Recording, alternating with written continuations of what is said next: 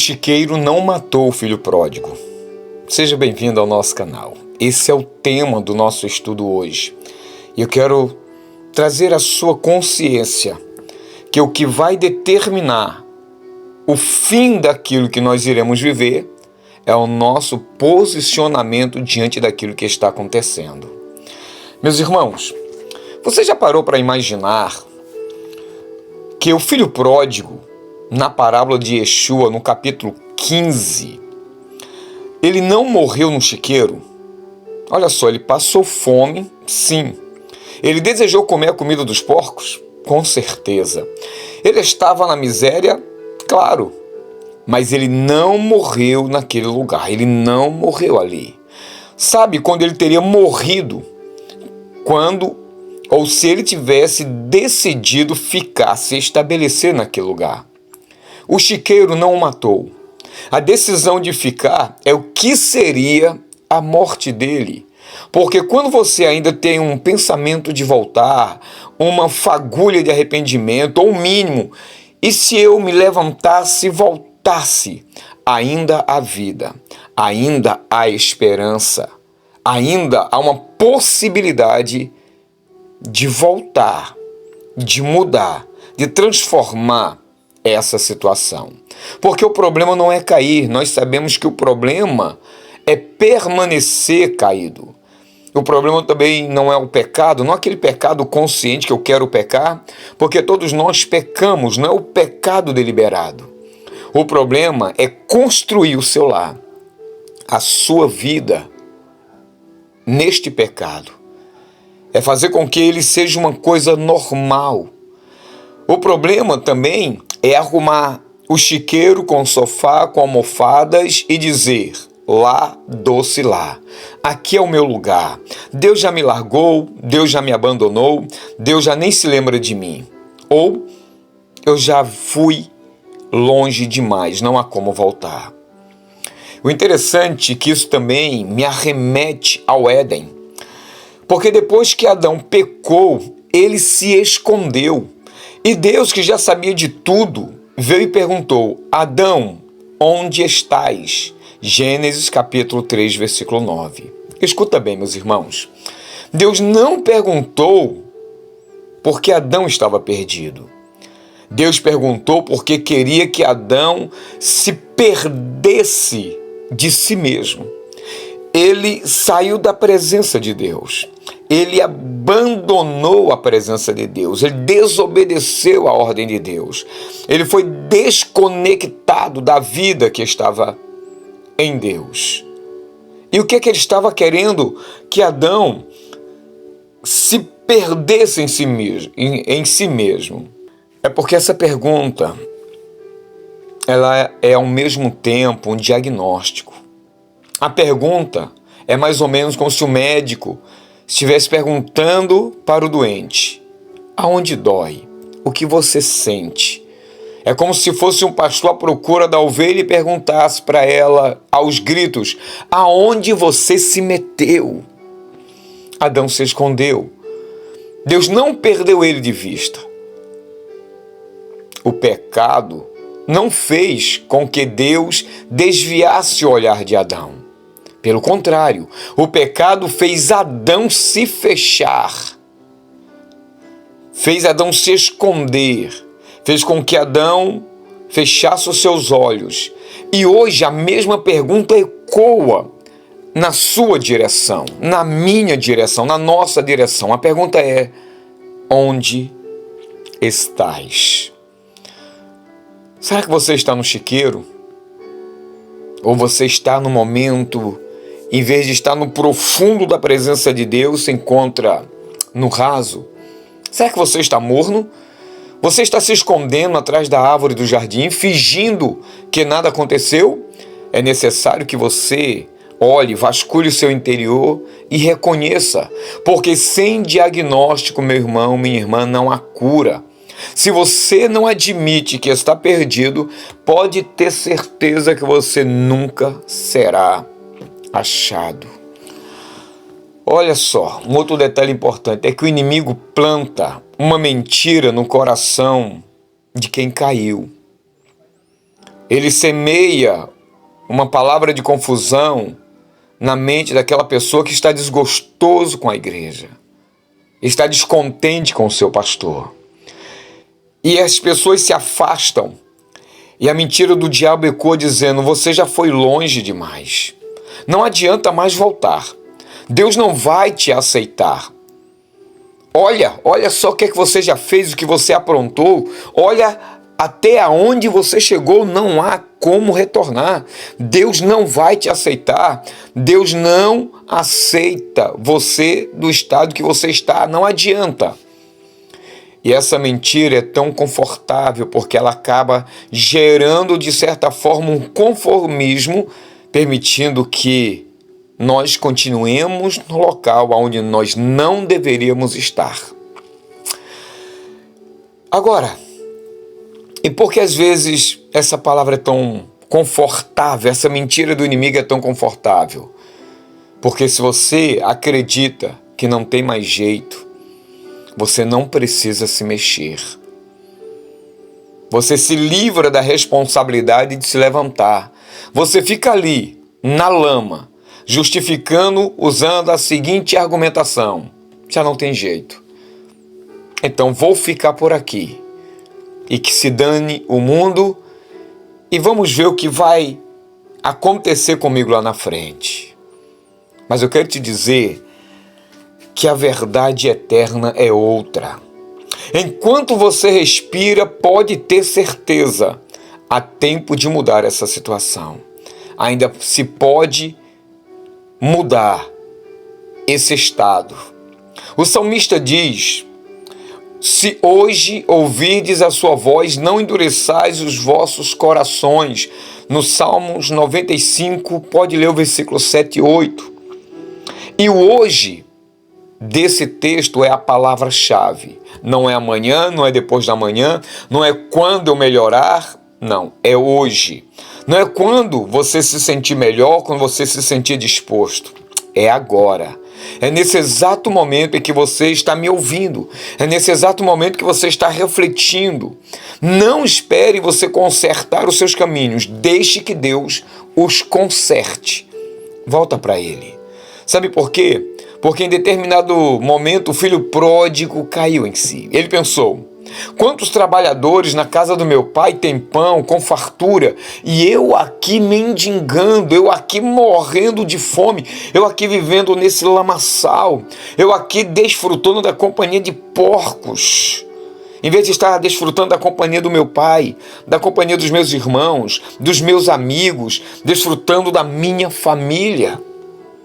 O importante foi que ele caiu em si.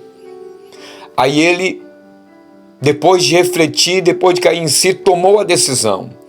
Não foi um sentimento, ele não esperou sentir. Ele decidiu naquele momento, depois de avaliar toda a sua situação. Ele chegou à conclusão que não valeu a pena sair da casa do seu pai, que não valeu a pena largar o seu ministério, não valeu a pena se enveredar nesses caminhos de drogas, nesses caminhos de prostituições, nesse caminho de perversão, de viver à margem da sociedade, uma vida marginalizada, uma vida totalmente desproporcional para o qual ele nasceu, para o que você nasceu. Ele disse: levantar-me-ei e irei ter com meu pai. Lucas 15, versículo 18. Olha só, levantar é uma decisão.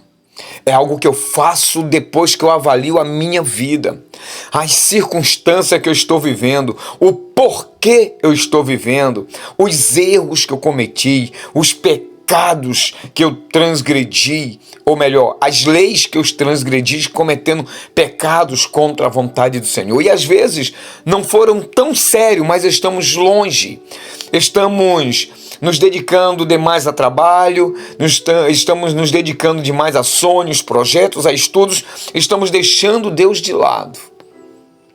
Então, levantar é uma decisão. Caminhar é um ato de fé.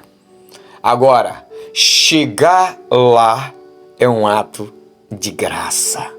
A graça que te dá o tempo de cair em si. Aí você toma uma decisão e levanta. Você não somente levanta, você olha para as circunstâncias que você está vivendo, ergue a cabeça, fixa o pensamento no Pai, no ministério, naquilo que Deus nos deu, porque lá nós estávamos fartos, lá nós passávamos sim problemas, adversidades, mas tínhamos estrutura.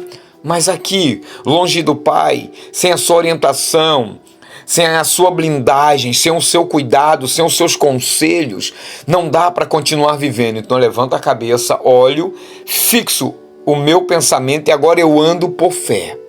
Agora eu me direciono à casa do Pai. E tudo isso vai envolver nessa caminhada a graça que nos faz chegar aonde nós precisamos chegar. É interessante que você ou eu podemos estar escondidos até mesmo dentro da igreja. Olha só, Adão se escondeu no jardim, dentro da propriedade divina. Adão tentou se esconder. Ele ainda estava no lugar santo, mas o coração de Adão estava muito distante. Já tinha cortado a comunhão, já não queria voltar. Deus teve que ir em direção a ele. Diferente desse pródigo que se levantou e foi na direção do Pai, aquilo que Adão deveria fazer, o jovem pródigo fez. É interessante que muitas pessoas também estão perdidas ou escondidas nas suas células, até mesmo quando estão louvando, até mesmo quando estão na oração, porque elas estão com as suas almas encolhidas de medo e talvez de vergonha. Você não precisa sair da igreja para estar perdido nela. Basta simplesmente se esconder dentro dela. Não assumir a sua posição, não querer compromisso, fugir de todos os cultos, de todas as oportunidades de encontro, de evangelismo. E as pessoas nem se dão conta que estão perdidas ou escondidas. Ou alguns, ao exemplo do filho pródigo, estão longe numa terra distante. As pessoas sabem que eles saíram da presença de seu pai. Seus amigos sabem que não convivem mais com seu pai. Sua família sabe que ele foi para longe. E é interessante que cada um de nós também sabemos que estamos assim mesmo. Meu Deus. Mas aí, mais uma vez, vem a mentira do cramunhão. Ele diz: você já passou do ponto há muito tempo. Olha só, o que vão pensar de você se você voltar? Olha, você vai se tornar motivo de riso, de chacota. Agora, como você pode voltar depois de tudo que você já fez? Escuta uma coisa. O pai do pródigo não esperou ele voltar arrumadinho, limpo, perfumado. Não foi isso que aconteceu. Quando o pai o viu, correu. O pai o viu de longe. O pai se lançou ao seu pescoço e o beijou. Não se importou com a distância, não se importou com o que ele fez, porque o que importou para o pai naquele momento é a direção de seu coração no aqui, no agora. Se você está virado, se você decidiu, você se levantou, chegou a hora de você caminhar em direção da casa da qual você se distanciou. Sabe por quê? Porque através desse vídeo, o Pai está correndo na sua direção. E eu faço uma pergunta: o que te prende? Tem gente que não volta porque tem vergonha. Tem gente que não volta porque tem medo. Tem gente que não volta porque já tentou e falhou. Tem gente que não volta porque acha que Deus já o perdoou demais e que não tem como ser perdoado novamente.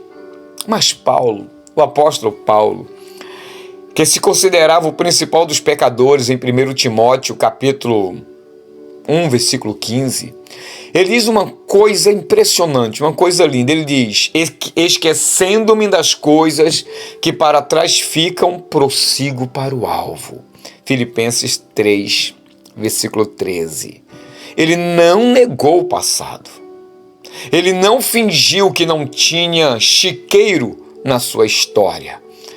Ele simplesmente se recusou a ficar olhando para trás. Ele decidiu prosseguir. E a pergunta é: e você? O que está te prendendo? O que está te amarrando? O que está te mantendo neste lugar? É porque você deixa de olhar para frente, para o autor e consumador da tua fé, para continuar olhando para o teu passado.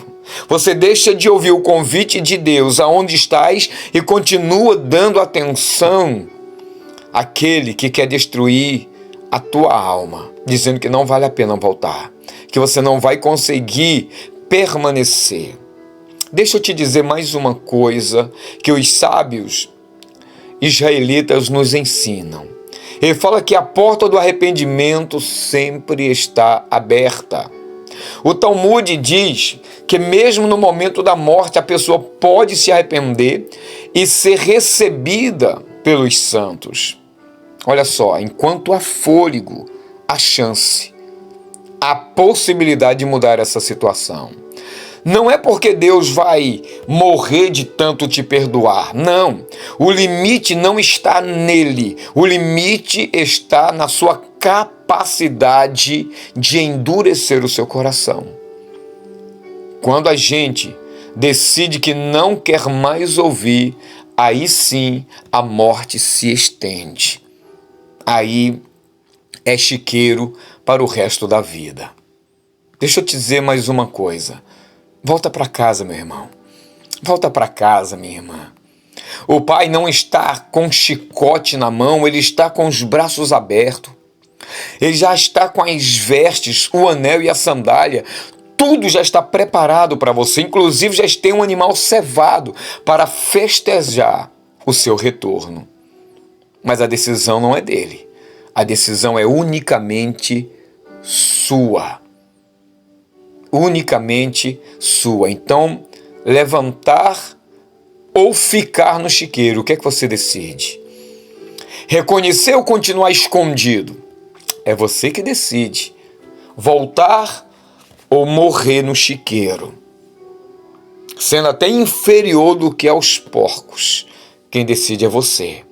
O interessante é que o profeta Isaías viu a glória do Senhor e disse: ai de mim, estou perdido, em Isaías capítulo 6, versículo 5. Mas ele não ficou no ai. Ele ouviu a voz do Eterno, dizendo: perdoado estão as tuas iniquidades. Percebe que quando Isaías diz: ai de mim que pereço, porque sou pecador, os meus lábios é impuro e habito no meio de pessoas com os lábios impuros, ele diagnosticou a sua falha, o seu pecado, aonde precisava ser consertado. Ele se arrependeu. E o reconhecimento levou Isaías à purificação. Você não foi criado, meu irmão, minha irmã, para viver num chiqueiro. Você foi criado para viver na sala do trono, para a mesa do rei, para dançar numa festa de retorno. Não se contente com menos. Não morra onde você só devia, nem devia, né? Mas por uma situação ou outra, você só deveria passar o tempo, reconhecer e voltar. Então é momento de você levantar. Volte. O Eterno está te esperando. Porque o tempo não é para amanhã.